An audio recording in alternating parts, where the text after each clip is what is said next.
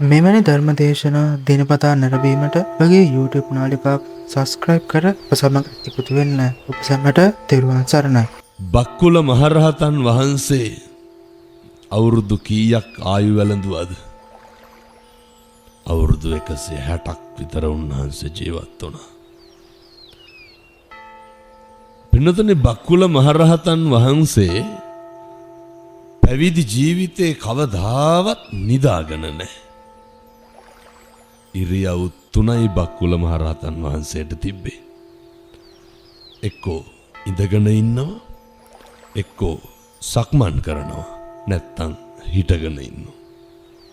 බක්කුල මහරහතන් වහන්සේ කවදාවත් පින්නතුනි මේ රෝගයක් කියන නම අහලත් නැහැ.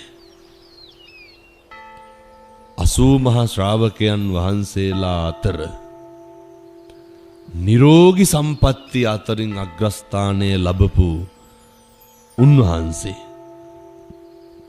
මොකක්ද කරපු පින්කම ඔය හැටි නිරෝගී සම්පත්තිය ලබන්න? මෙහෙම දේශනා කරනකොට බොහෝ පිරිසක් අහන්න පුළුවන්, බුදුරජාණන් වහන්සේටත් වඩා නිරෝගීද? නිරෝගී. සංසාරේ පතාගෙන පෙරම් පුරාගෙන ආවේ පියුමතුරා බුදුරජාණන් වහන්සේගේ අවදියේ පටන් සංසාරේ කවදාවත් මට රෝගයක් කියන නමක්වත් ඇහෙන්න එපා කියන ප්‍රාර්ථනාවෙන් පින් කරේ. බුදුරජාණන් වහන්සේ පාරමිතා පිරුවේ නිරෝගී සම්පත්තිය ලබන්නද? නැහැ. අනන්ත සත්වයා මේ දුක් විඳින සසරින් එතර කරන්නට සරියුත් මහරහතන් වහන්සේ පෙරම් පුරාගෙන පතාගෙන ආවේ අසංකේයව කල්පයකට වැඩියෙන් අගසව් තනතුරු ලබන්නට. බක්කුල මහරහතන් වහන්සේ අදිෂ්ඨාන කරගෙන ඒ වෙනුවෙන් කැප වෙනකොට පින්වත්නේ ධ්‍යාන භාවනා වඩා හිටියේ. විපස්සී බුදුරජාණන් වහන්සේගේ අවදියේ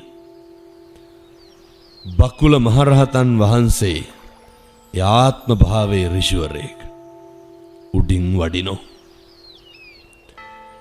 උඩින් වඩිනකොට දැක්ක විපස්සී බුදුහාමුදුරුවෝ ඇතුළු ලක්ෂයක් මහරහතන් වහන්සේලා වැඩ ඉන්නවා සමාපatti සුවයෙන්. විස වායුවක් නිසා විපස්සී බුදුහාමුදුරුවෝයි අගසව් දෙනමයි හැරෙන්න ඊතුරු සියලුම මහරහතන් වහන්සේලා ලෙඩ වෙලා හිටියේ. මේක දැකපු බක්කුල මහරහතන් වහන්සේ ඒ ආත්ම භාවේ පල්ලහැට ගිහිල්ලා බුදුහාමුදුරුවන්ගෙන් අහනවා, මම බෙහෙත් කරන්නද? තමන්ගේ ප්‍රඥා බලය උපයෝගී කරගෙන, 이르දිය උපයෝගී කරගෙන ලක්ෂයක් මහරහතන් වහන්සේලාට බෙහෙත් කරනවා. බෙහෙත් කරලා ප්‍රාර්ථනා කරනවා, සංසාරේ කවදාවත් මට ලෙඩක් නම් හැදෙන්න එපා. පුරුදු වෙන්න. මාසෙකට එක දවසක් ගමු. බැරි වෙයිද අසරණ මිනිස්සෙකුට පෙනඩෝල් කාඩ් එකක් කරන් දෙන්න බැරි වෙයිද? රුපියල් 100කට අඩු ගාණක් කියන්නේ. පුරුදු වෙන්න. බක්කුල මහරහතන් වහන්සේ සංසාරේ කොච්චර දහත් බෙහෙත් පූජා කරලා ඇද්ද? කොච්චරනම් ලෙඩුන්ට උපස්ථාන කරලා ඇද්ද? මතක තියාගන්න. වචන එකකින්වත් රෝගියෙකුට ගරහන්න එපා. කායික රෝගියෙක් වෙන්නත් පුළුවන්.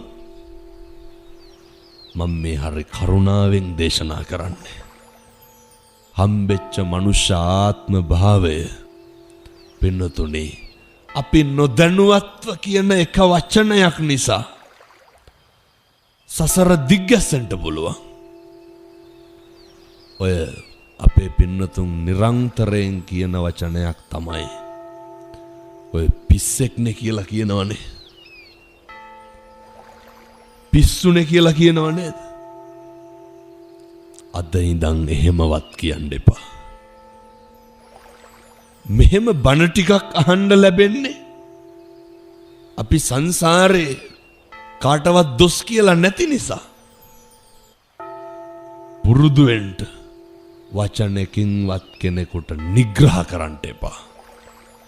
ඔය සමහර උදවිය කියනව නේද? මං ඒ කියන විදිහටම කියන්න. ඔවුන් අපේ ඇස් ඉස්සරහැම විඳවන්න ඕන කියලා කියනවනේ. වෛරක්කාරයන්ට තරහකාරයන්ට දෙස් දවල් තියෙනවනේ. කවදාවත් කියන්න එපා. දැකලා තියෙනවද අර අබ්බගාත ළමයි උපදිනු? දැන් ඒ දෙමව්පියෝ කවුරු ඉස්සරහද විඳවන්නේ? මේ අපි ඉස්සරහනේ විඳවන්නේනේ. මට ඉන්නවනම් අබ්බගාත දරුවෙක් මම විඳවනවා කියනවා නේ. ඔවුන් මේ ඇස් ඉස්සරහ විඳවන්න ඕන කියලා අපි. එතකොට වැඩිපුරම අසනීප දරුවෙක් ඉපදුනහම කවුද විඳවන්නේ? දෙමව්පියෝ. කට තිබ්බට කමක් නැහැ. හරි පරිස්සමට වචන පාවිච්චි කරන්න. එක වචනයකින් සසරේ පුදුම විදිහට අකුසල් පිරෙන්න පුළුවන්. බක්කුල මහරහතන් වහන්සේ එකාත්මයක පින්නතුනි බක්කුල හාමුදුරුවන්ට ලෙඩක් තිබ්බා. මොකක්ද? අවුරුදු 12කට සැරයක් කිඹුමක් යනවා. මොකක්ද තිබ්බ ලෙඩේ? අවුරුදු 12කට සැරයක් කිඹුමක් යනවා. දැන් මම මේක කිව්වට පස්සේ මේ අම්මලාට හිතෙයි හාමුදුරුවනේ අපිට තියෙන ලෙඩවල හැටියට අපි මෙහිතෙල්වත් කවලා ඇති මිනිස්සුන්ට කියලා. බෙහෙත් වට්ටියක් පූජා කරනකොට පසේ බුදුරජාණන් වහන්සේ නමකට බක්කුල හාමුදුරුවෝ දැක්කා. ඒකේ තිබ්බා පින්නතුනේ පුස්කාපු අරලු ගෙඩියක්. බක්කුල හාමුදුරුවෝ මොකක්ද හිතුවේ? ආයෙක හාමුදුරුවෝ අයින් කරගනි. ඔච්චරයි. දැන පුස්කාපු අරලු ගෙඩියක් පූජා කරා. අවුරුදු 12කට සැරයක් කිඹුමක් ගියා. ශාසනික ගනුදෙනුව කරන එක, පූජාව කරන එක හරි පරිස්සමෙන් කරන්න ඕන. සම්බුද්ධ ශාසනයට පූජා කරන්න ඕන මොකක්ද? අපිට දෙන්න තියෙන එකේ හොඳම ටික. ශාසනික ගනුදෙනුව කරනකොට හිතේ කිලිටක් තියාගන්න නරකයි. මෙහෙම දේශනා කරන්න හේතුව තමයි මේ අපේ පින්නතුන් අම්මලා තාත්තලා කොච්චර දම්පැන් පූජා කරනවද? කොච්චර දෙනවද? විමානවත්වයේ සඳහන් වෙනවා පීඨ විමානේ. පින්නති මහා සංඝ රත්නයේ පාරේ වැඩම කරනවා. දෙන්න දෙයක් තිබ්බේ නැහැ. පාරේ වඩිනකොට ඉස්සරහ තිබ්බ පුටුව ඇදලා දුන්නා හාමුදුරුවනේ ටිකක් ඉඳගන්න. වැදගත් වෙන්නේ මොකක්ද? දෙනකොට කරනකොට කියනකොට මොකක්ද පිරිසිදු වෙන්න ඕන, මූලික වෙන්න ඕන? මනෝ පුබ්බංගමා ධම්මා. මනස තමයි පූර්ව වෙන්න ඕන. මනෝ සෙට්ටා මනෝමය. මනසමයි ශ්‍රේෂ්ඨ වෙන්න ඕනේ. අර පැහැදිලි කරන්නේ වාසතේවා කරෝතේවා. ඒ මනස මුල් වෙලා කරන කියන එකෙන් තමයි පින්නත්නේ පවුද පින්ද කියන එක තීරණය වෙන්නේ. ඒ නිසා සියලු දෙනාම මතක තියා ගන්න ඕනේ. කෙනෙකුට දෙන්නේ ඇල්වතුර වීදුරුවක් නම් මේක බොහොම පොඩි දෙයක්. ඇල්වතුර වීදුරුව. ඒක හරි ගෞරවයෙන් දෙන්න. ඒක හරි පිරිසිදුව දෙන්න. ඒක හරි ඕනෑකමින් දෙන්න. කොහොමද මේක පුරුදු වෙන්න අද ඉඳන්? අපි හොඳට දන්නවා අපි මිනිස්සුන්ට මම මේ රුපියල් 100ක්වත් පියදම් වෙන පින්කමක් කිව්වේ නැහැ හොඳේ. වතුර වීදුරුවක් නම් තියෙන්නේ දෙන්න. දෙන කෙනානුව ඕක වෙනස් වෙන්නේ නැද්ද? ගෙදරට කෙනෙක් ඉල්ල ගන්න ආපුවම කොහොමද වතුර දෙන්නේ? ගෙදර කෙනෙක් ඉල්ලපුවාම කොහොමද වතුර දෙන්නේ? සමහර තාත්තලා කියපුවාම වතුර එකක් ගේන්න කියලා කෝප්පේ ආපහු යවනවා කෝප්පේ කිරි කුයිලයි කියලානේ. පුරුදු වෙන්න. කෙනෙකුට වතුර ටිකක් දෙන්න හම්බෙන්නේ අම්මේ තාත්තේ මේ ආත්මේ විතරයි. පැහැදිලිද ඇත්තන්ට මම කියන එක? කවුද දන්නේ ලබන ආත්මේ කොහේ කවුරු වෙලා උපදීද කියලා? හම්බෙච්ච එකෙන් හොඳට වැඩ ගන්න. කෙනෙකුට වතුර ටිකක් දෙනකොට ඒකේ පිරිසුදුකම තියෙන්න ඕන. ඒකේ ගෞරවය තියෙන්න ඕන. මනෝ පුබ්බංගම ධම්මනේ. මනසේ තියෙන්න ඕනේ. මම මේ කෙනෙකුට වතුර ටිකක් දෙනවා. ඒක සසරේ හම්බෙච්ච ලොකු භාග්යක්. කොහොමද තිරිසන් සතෙක් තව කෙනෙකුට කණ්ඩ ටිකක් දෙන්නේ? ඒක අපිට හම්බුණු ලොකු භාග්යක්. ඒ නිසා හෙට ඉඳන් දෙන දේ වටිනාකම තක්සේරු කරන්න එපා. දෙන විදිහ තක්සේරු කරන්න. දෙන විදිහ වටින්නේ. දැන් මේ පින්නතුන් කොච්චර පන්සල් වලට දන් දෙනවද? හෙට උදේ දානේ තියනවා කීවොත් මේ අම්මලාට රැට දෙගමනක්වත් ඇහැරෙන්නේ නැද්ද? දානේ උයලා ගිහින් දෙනකන් හකාවක් නැහැනේ. හමුදුරෝ කැමැති විදිහට උයාගෙන යනවනේ. හොඳට තෙලෙන් කිරෙන් තම්බගෙන යනවා. ලොකු හාමුදුරුව අසනීප නම් උන්වහන්සේට ගැළපෙන විදිහට උයනවා. ඔහොම උයාගෙන ගිහිල්ලා බැරි වෙලාවත් හාමුදුරුව පන්සලේ හිටියේ නැත්තම් එහෙම.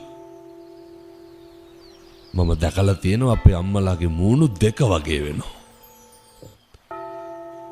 අප්‍රසාදය ඇති වෙනවා. ගෞරවය නැති වෙනවා. වැඩක් තියෙනවද අර නිදි මරාගෙන උයපු එකේ?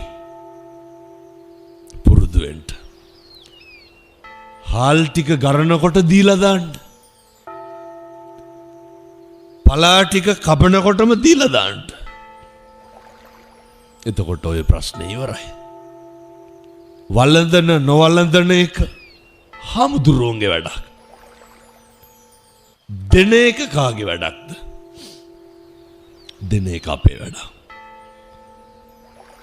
එහෙම හිත හදාගත්තේ නැත්තම්, එහෙම අවබෝධ කරගත්තේ නැත්තම් අපි කරන පින්කම් අර ගඟට කපන ඉනි වාගේ වෙනවා. චෛත්‍ය මළුව අමදිනකොට මොකක්ද ඇති වෙන්න ඕන සිතුවිල්ල?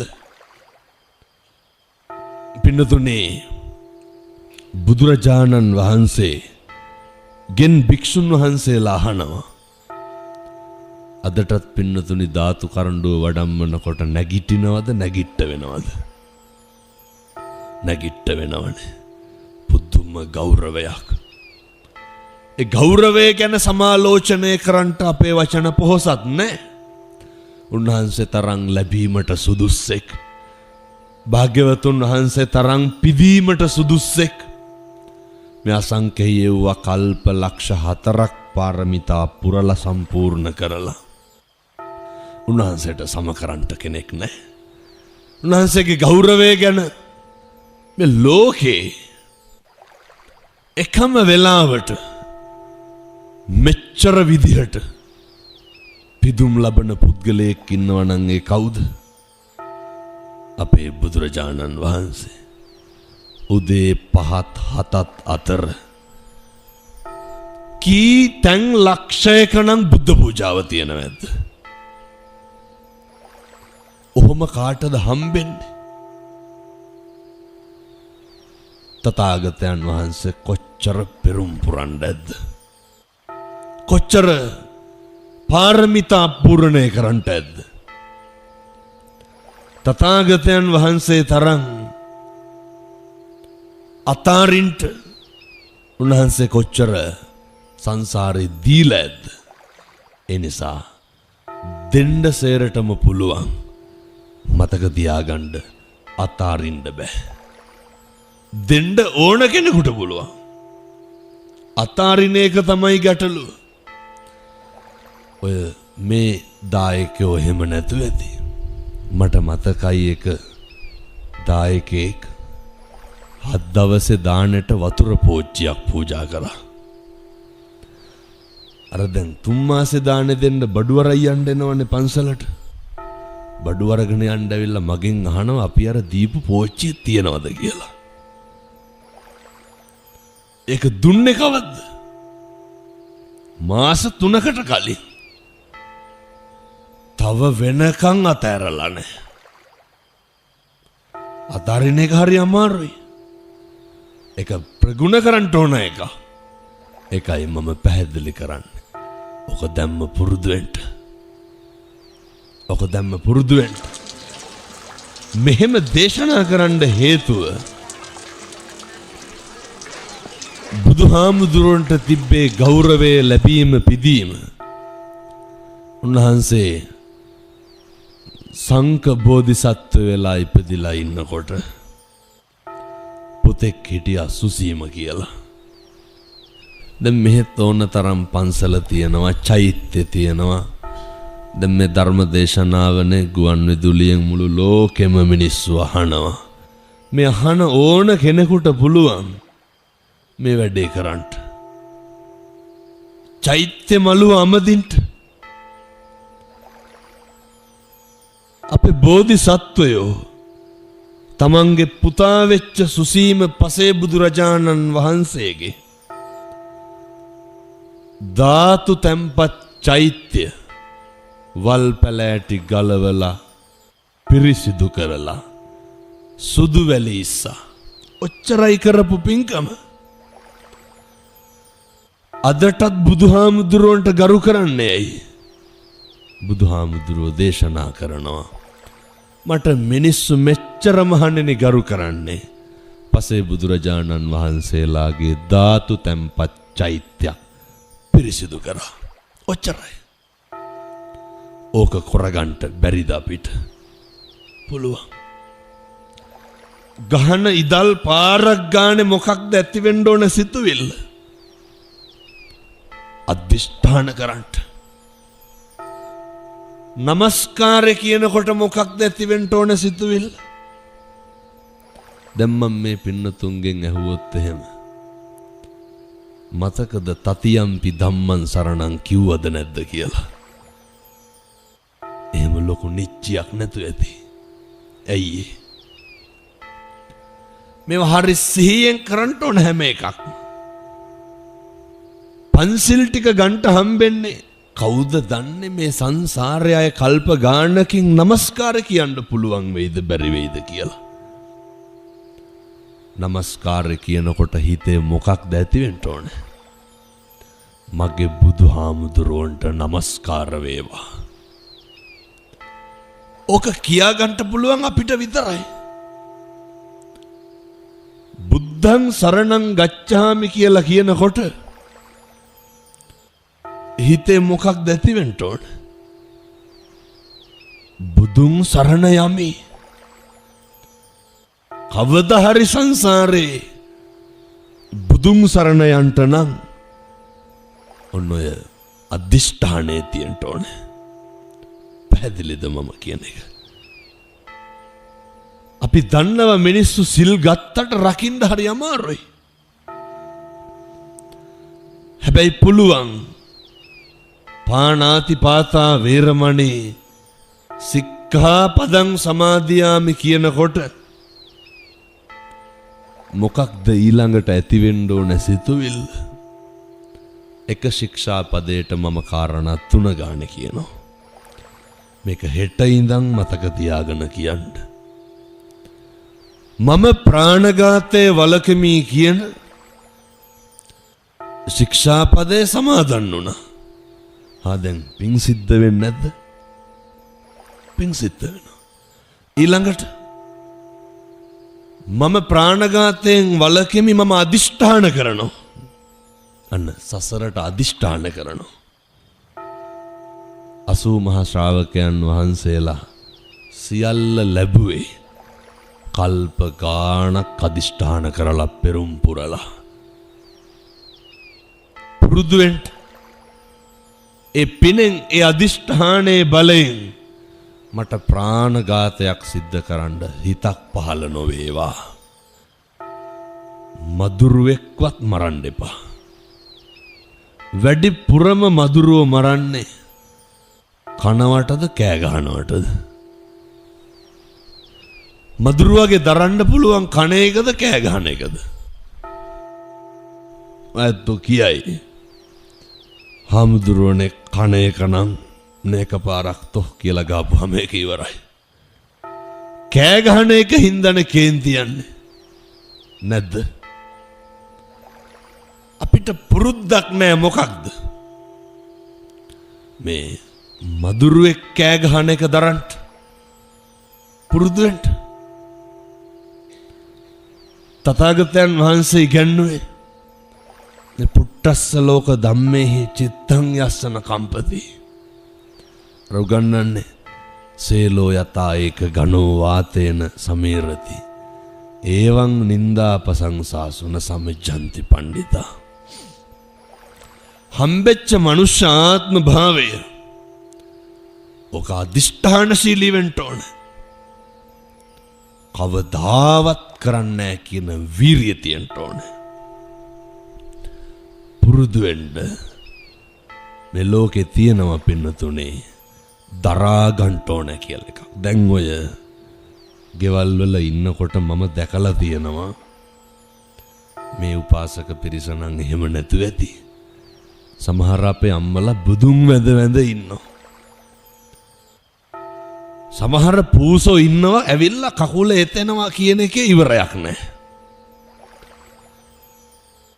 අදිවාසයේ තුනෝ බන්තේ කියලා කියනකොටම පූස කෑ ගහලා කකුල එතෙනවා.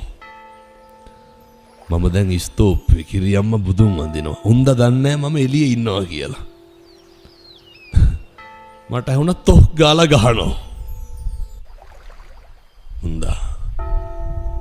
මේ පූජයාමි කියන්නත් කලින් ගැහුව පූසට පයින් පාර. දරන්න බෑ. පුරුදු වෙන්න. දරන්න බැරි කොට දැන් කොහොමද අපි ගෙදර උයලා තියෙන උයන්ඩ ගෙනාපු කරවලයක පූස කෑවොත් එහෙම මෛත්‍රියමද පහළ වෙන්නේ? පූසට සුමානයක් විතර බත් නැහැ.